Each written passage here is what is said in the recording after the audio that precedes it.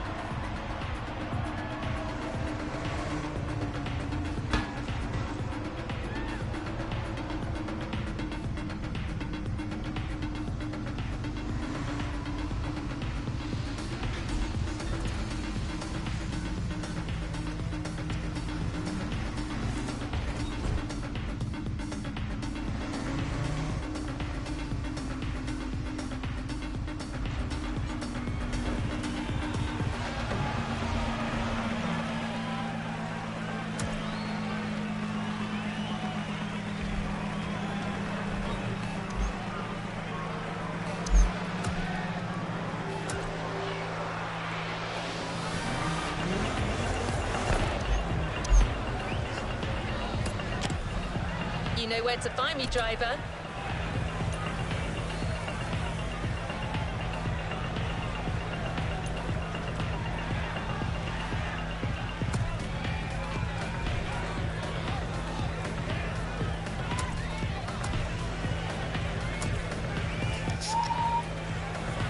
Do you need recommendations, driver?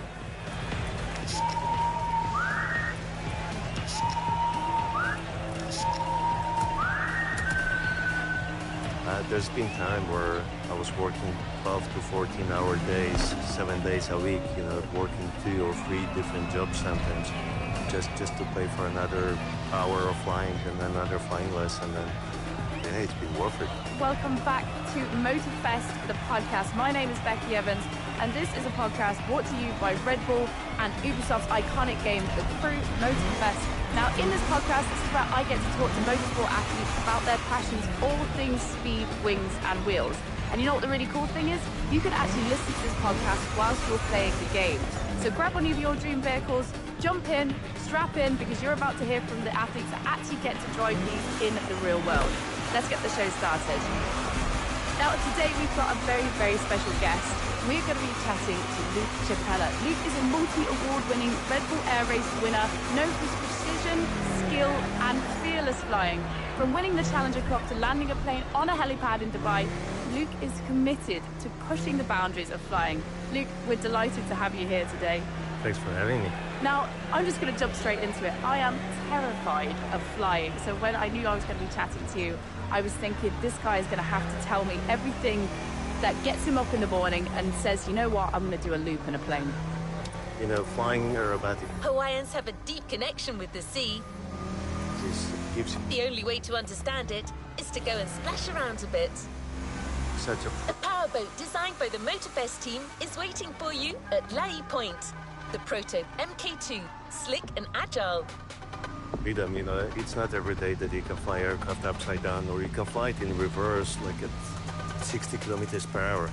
All the G-forces that we experience, it's something that you cannot experience on the ground. That's why I'm so happy to share it with other people, give them the taste of the freedom that we get, and spread the joy of flying. Now, I come from a drifting background, and I was around cars from a very, very young age, and it was actually my dad who sort of ignited that in me, because I remember seeing him playing with his race car in the garage. It was the same kind of for you, wasn't it? You went to an air show when you were a very small boy, and then that was it. You were hooked. Yeah, absolutely. My spark ignited when I was 6 years old. My dad took me to the air show in Poland, and it's just been amazing. I was watching a aerobatic display, and the aircraft was doing a tail slide. It's a figure where you go vertically up, and it seems like you're shutting down the engine, and the aircraft starts to slide back on its tail. And I saw it as a 6-year-old kid, and I was like, Dad, I'm gonna do it in the future. And many 6-year-old kids have different dreams every week. Sometimes you want to be a policeman, the week after you want to be a fireman. But for me, it has never changed. I've been flying now for 26 years, and I still love it.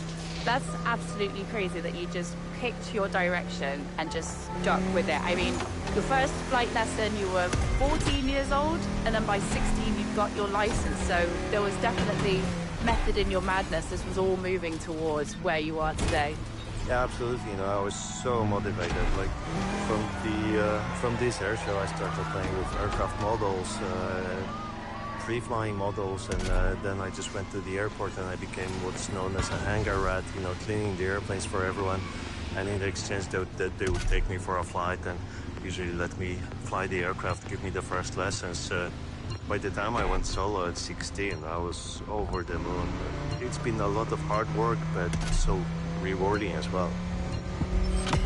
Luke, we were just saying to you just then, flying was always going to be what you were going to do. And I'm going to give you a question which I almost feel like I know what the answer is already.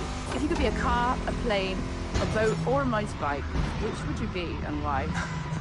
Yeah, of course I'd go for a plane, but this is what my life is all about.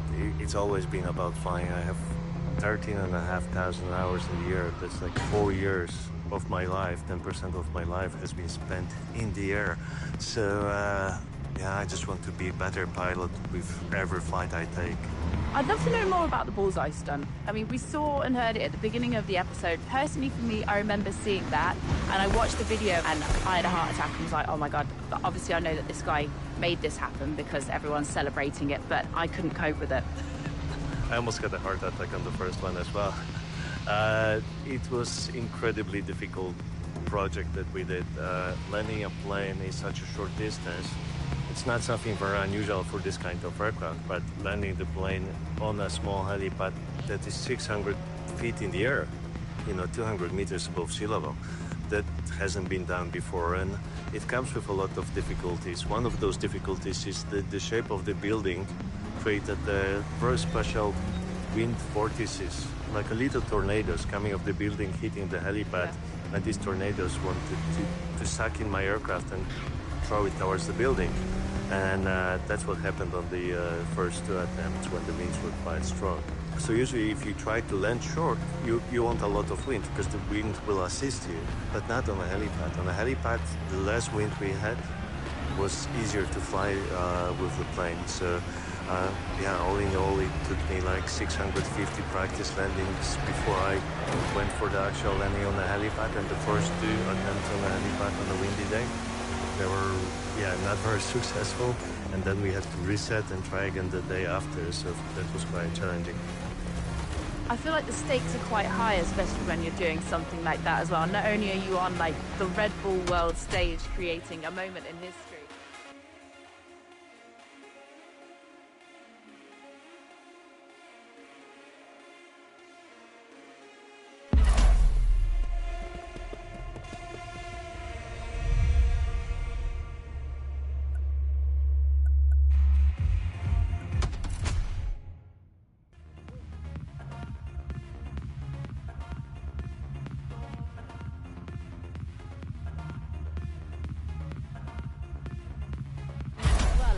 Trying to land this thing on a really tall building. Yeah, so for me, being the best pilot I can be, it's the most rewarding. I'm not doing any of this for fame or money or whatever. I'm just doing it to show that I'm good, and I always want to be the best I can be. And I think we proved with this project that was one of the toughest things I ever did with the plane, and now we can see how successful the project was. We have like way over 1 billion views on the videos all over Signing in. the platforms. So. That's brilliant. I mean, it's unbelievable.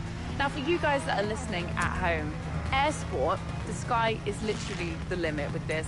Aerobatics is a bit like acrobatics, except you're flying an aircraft. There's a lot of other things to consider, though, when you are flying. There's obviously safety, speed, weather. Luke, can you give us a rundown of like the 3 main things that you have to be watching out for when you attempt to do some aerobatics in the sky? Yeah, I think first will be the weather. All our aircraft don't have very sophisticated instruments, so we have to fly what's known as VFR condition, visual flying rules. We always have to see the ground. We have to stay outside of the clouds, and the winds play a big factor. Then, of course, is the technical standard Hawaiians have a deep connection with the sea. of the aircraft. We always try to make sure The only way to understand it is to go and splash around a bit.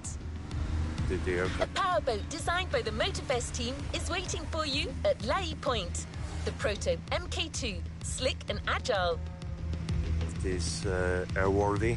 Having an engine failure approaching a helipad so close to the building or flying upside down 2 meters above the runway. Yeah, it's an extreme sport. So second for sure would be the technical side, and I think the third, but as equal as the other two, would be of course pilot fitness, and we want to make sure I'm rested, I'm in a good physical condition.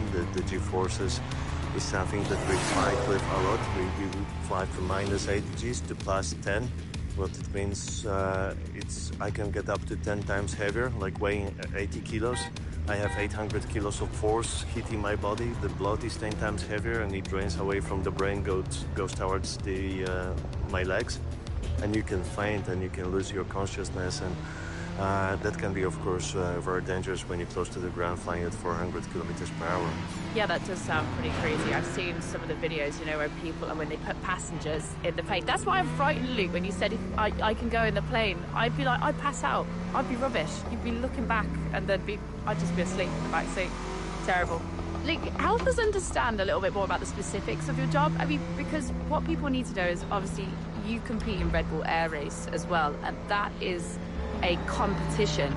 So what are the skills and the awareness that you need to be able to do this? Yeah, Red Bull Air Race was one of the best flying I ever had a chance to do. And you know, you fly aircraft at 400 kilometers per hour between gates which are only 15 meters apart. The entire track has like 6 kilometers length, and we fly it in under a minute sometimes, you know. Incredible speeds. The aircraft can roll 420 degrees per second at 0.8 seconds to make a full roll. You need to be incredibly precise and really good pilot in order to plan, not to stay behind the plane. Really good hand-to-eye coordination, I think, is a key factor, and as well as physical. We are so close to the ground, pulling high G forces. If you lose your concentration for a couple of seconds, this can be really bad for you. Can you tell us, like, how you came from, it's quite a small place in Poland that you grew up in, to how you managed to take those steps to becoming the amazing pilot that you are today? I think it's all about the motivation. You know, if you have a big goal set somewhere on the horizon, then you'll find a way to find the next step and next step. And it's all about those small steps that when you achieve them, they will keep you going. And, you know, I didn't have a very rich parents to support me. To start gliding, I was doing building jobs, renovating the hangar, helping out around the Euro Club when I was 19. I had to make some decisions about going to uni or maybe to the Air Force. The Air Force didn't recruit. I didn't have money for the uni. But I was so motivated, I applied for an au-pair program, and I became a babysitter at 19. I moved to UK, and when the kids were at school, I would just run to the airport and you know, help with the aircraft maintenance there. That's how I got my private pilot license for powered aircraft, and yeah, I just kept going at it, and yeah, it was really good, giving me the motivation to go step by step. What I was thinking to myself when I was listening to your story there, like, not everybody feels as comfortable as you would be flying a plane. I mean, much less racing or backflipping in one. What are your top 5 tips for anyone who wants to successfully fly a plane? You need to love it. When I started flying, you can just imagine my disappointment. It's been my dream for many, many years, and I started flying. What I realized is that I'm getting a motion sickness, and I was sick every single flight. But human body is so amazing, and it adapts. That after a couple of months, you know, I didn't have a problem with that. And yeah, there's been so many obstacles in my life that try to stop me from flying. But if you love it, you'll do anything to be good at it. And I'm thinking I'm a perfect example of someone going from zero to hero just because of my incredible motivation and the drive to do things, and not a lot of like financial support or anything from anyone else. It's hard to explain to somebody who, you know, when you want to do something so bad. I mean, I can only talk about drifting from my side, and it's like, you're like, I don't have the money to do this, but I know I'm going to make it happen, and I've got no choice, really. I've got to put myself on the track, or in your case, put yourself in the air, and that's kind of it. And you sort of just make it happen. You just have to push and push and push. And everything, when you wake up every single day, if you have that one thought in mind, you're able to make it happen, I think. Absolutely, and you know, it will drive you to find ways to do it, like you know, buy another set of tires or buy another hour of flying. There's been time where I was working 12 to 14-hour days, 7 days a week, you know, working 2 or 3 different jobs sometimes, just to pay for another hour of flying and another flying lesson, and yeah, it's been worth it. Well, let's talk about the Carbon Cub UL. I mean, we've just obviously heard the noise of it. This is the plane that you used for the Bullseye stunt, as well as the Edge 540, which is a single-seater and 2-seater. These are the planes that you use for competition and day-to-day life. I'm feeling nosy. If I was to take a look inside these vehicles, what would be some exciting features that I would find? I think for someone who's into car racing, drifting, or rallies, I think the power-to-weight ratio is quite impressive. The aircraft that we landed on the helipad, it weighs 900 pounds, or for those of you in Europe, 400 kilos, and it has 230 horsepower. It's got a nitrous in it, like some of the racing cars, and with a flick of a switch, I can get my engine to get a 50 horsepower extra to go around. The aerobatic aircraft, I have a 10-liter engine which develops 350 horsepower in the aircraft that weighs just over 600 kilos. You know, so the power-to-weight ratio, it's close to Bugatti Veyron, I would say, and that's what allows me to fly the aircraft vertically up and achieve 400 kilometers per hour in the race aircraft, or thanks to a massive big wing, I can fly as slowly as 50 kilometers per hour in the carbon caps.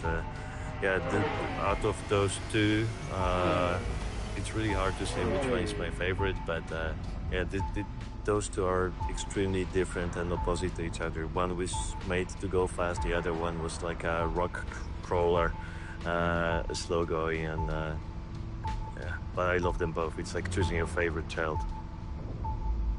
How are you sort of refining and modifying these planes to keep up with the demands of the sport? I mean, I know we're always putting, you know, different superchargers or turbochargers on our cars to make it faster. Like, our sport is constantly evolving, so there's always modifications that you need to do in order to keep them up to spec. Is it the same for planes? We'd love to modify them. It's not so easy to modify the aircraft because there's a lot more regulations that you have to comply with. The carbon cap that I used for Dubai, this one has been quite heavily modified from the original.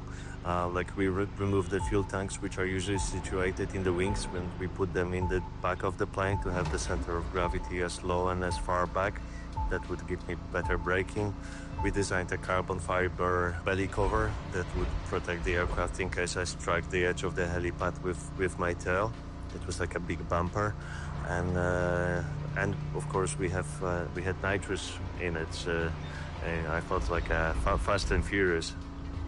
That's proper, having nitrous in a plane. I'd never even heard of that. Do you have to keep the gas bottle up there as well? Like, that's quite heavy. Yeah, but the bottle was also in the back. The enhancement to the center of gravity. So. Well, speaking of nitrous and cars and everything involved in that, you once raced your plane against Ben Collins in an F1 car. Can you tell us how this came about and who won the race? Was it the plane or the car? Yeah, so we raced a BMW Sauber against my Edge 540 at one of the air shows in Poland. Stig was the driver, and I have to say I'm very proud that I really kicked his ass. Perfect. Love it. After 2 laps, I had to go at idle to try to make it look like we finished close, but yeah, I won it, and I won it with a big margin. Are there any other memorable stunts that we should know about, and how do these help you become a better competitor? I mean, we've all seen the bullseye stunt because that was just unbelievable, but is there any other ones that sort of stick out in your mind as that was a good day at work? Yeah, for sure. I think my first big project with Red Bull was flying under the bridges in Warsaw. Me and the Czech pilot Martin Sonka, we flew under 3 bridges in Poland trying to paint the Polish flag on the Polish National Flag Day. Then I landed on the historic wooden pier in Sopot, in one of the Polish famous cities. And that was the project that gave me idea for the bullseye landing later. I also had some fun flying with some of our skydivers, like Game of War with Maja Kuczynska, where, you know, I was chasing a skydiver with my plane, flying around her. Casual. Yeah, another day at work, you know. It's another day in the office. And I have to say it's the best office view you can get, even when I fly the big commercial plane. We're going to talk about dream vehicles right now. Everybody's got a dream vehicle. Today is your lucky day, Luke. You've been given a ticket to test fly any type of aircraft that your heart desires. Which model would you choose, and where would you take it? I would go for a classic. Like, for a lot of car lovers, they would go for a 1960s Mustang or a Bullitt Charger. I would go for a Mustang as well. but it's a P-51 Mustang. It's an American-built fighter from the Second World War, and the aircraft is absolutely incredible. It's fast, it looks very good.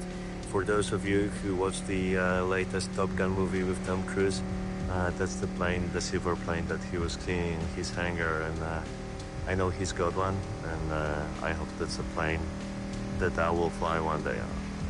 I feel like an old Mustang like that would sound absolutely unbelievable. Like when I think of like vintage cars, what I love about it is the smell, is the sound, you know, these sort of big displacement engines with straight through exhaust. Are we talking the same language here? Oh yeah, absolutely. You know, it's a V12 engine. Wow. I don't know the capacity from my head, but that must be like 20-something liters capacity there. You're operating at 1,000 horsepower plus, and straight out exhaust. When it starts up, you can see the flames coming out of the exhaust manifold, and the sound is absolutely incredible. Aside from planes, what are some of the other memorable vehicles that you've tried or seen or even thought, you know what, I really want one of those? Oh God, there's so many.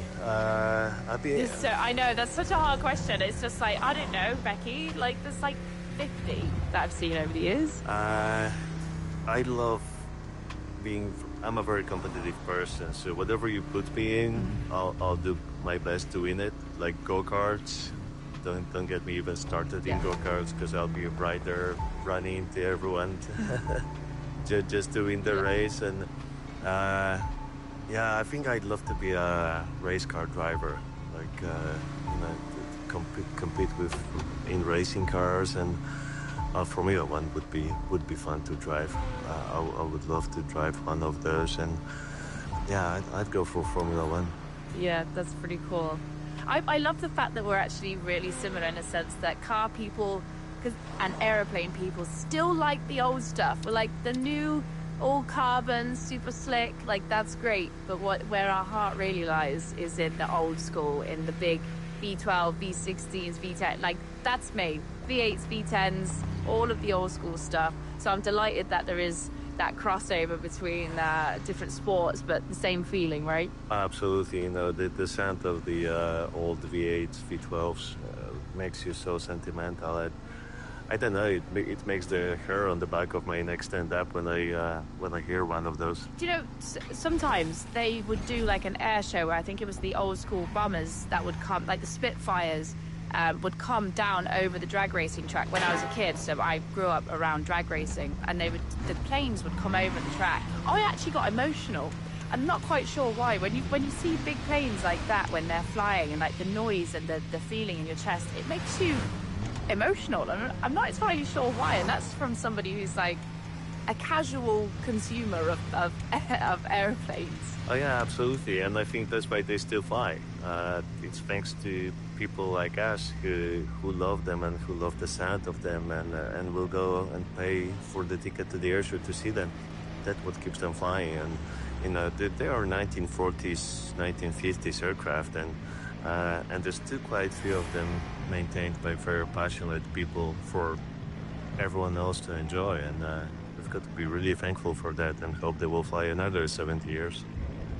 Right, I'm going to jump into some rapid fire questions with you, Luke. And I want you to say the first thing that comes to your mind, okay? Yeah, go ahead. So flying by day versus flying by night. Day. Favorite weather conditions? Cumulostat. Just Takeoff or landing? Takeoff. Do you sometimes talk to your planes?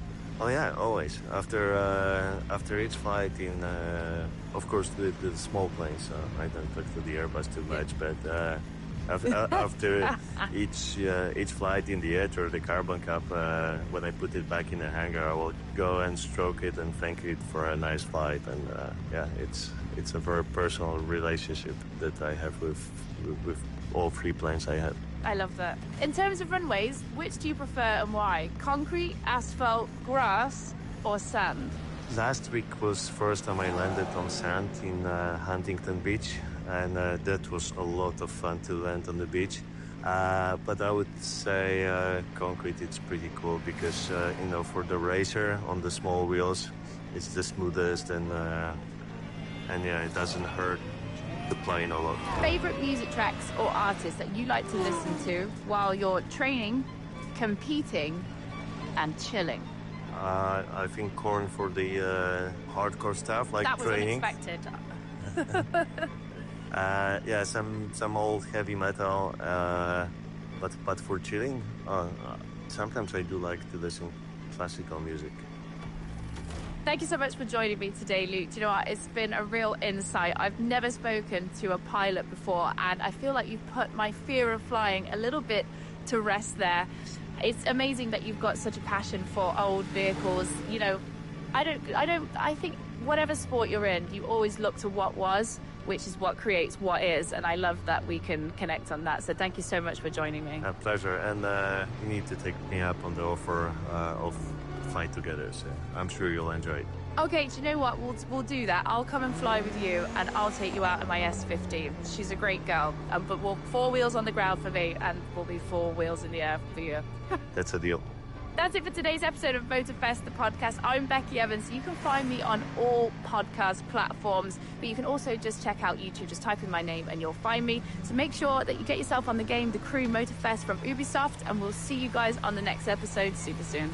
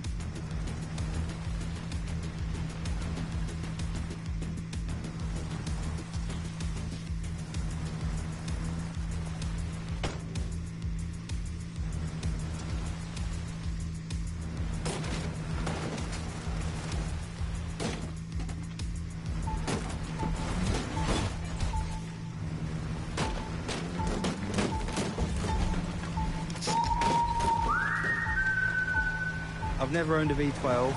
I'd say my dream car now is a Ferrari F12 TDF, which is an NAV12, but it's front engine. But I think they're unbelievable, death trap, savage-looking things, and I'd love to drive one or own one. Beautiful. I'd go for 812 Competizione just simply because that is the most aggressive-looking Ferrari in the world. I just think it's so sick. I'll probably get hung, drawn, and quartered for saying this. I actually prefer it over the TDF. I prefer the 812, so sorry.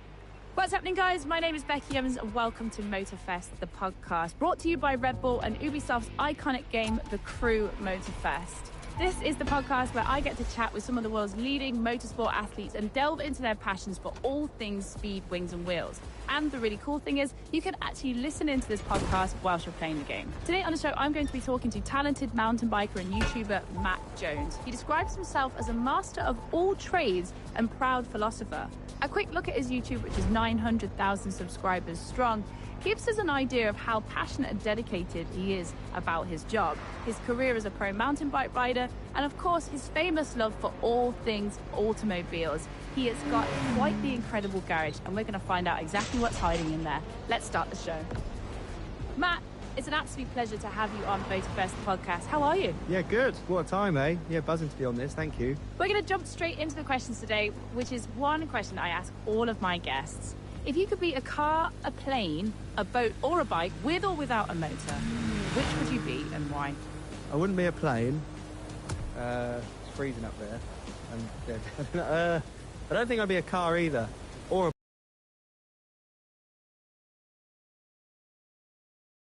Even when you're not being used, you're just bobbing about. I think I'd be a boat. That's the most interesting reply I've had to that question out of all the people I've spoken on this podcast. You're like, oh, it'd be a plane. It's cold up there. Some people are like, yeah, the freedom of it, the tranquility. You're like, nah, it's a bit cold. He's a true Midlander. I always ask that question to my guests because we're trying to see how this choice reflects personality. And for you, I feel like it's very matter of fact. You're very straight to the point. And it kind of, I think the fact that you wanted to be an... Hello, driver. How can I help you? You know where to find me, driver.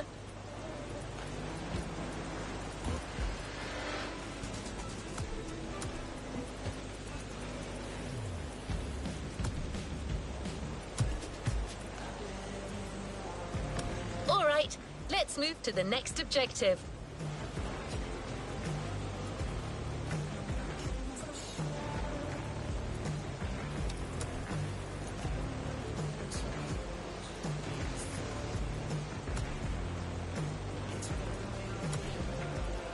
Always at your disposal.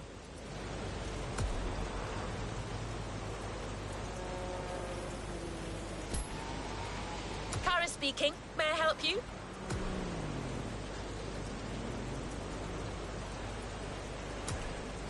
For you, I feel like it's All right, let's move to the next objective.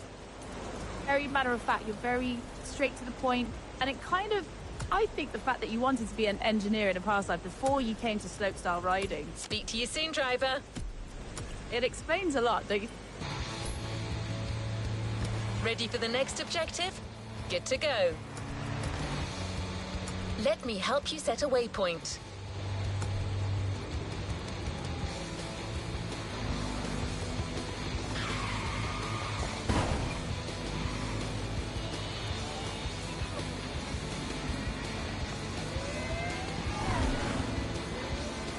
Do you need recommendations, driver?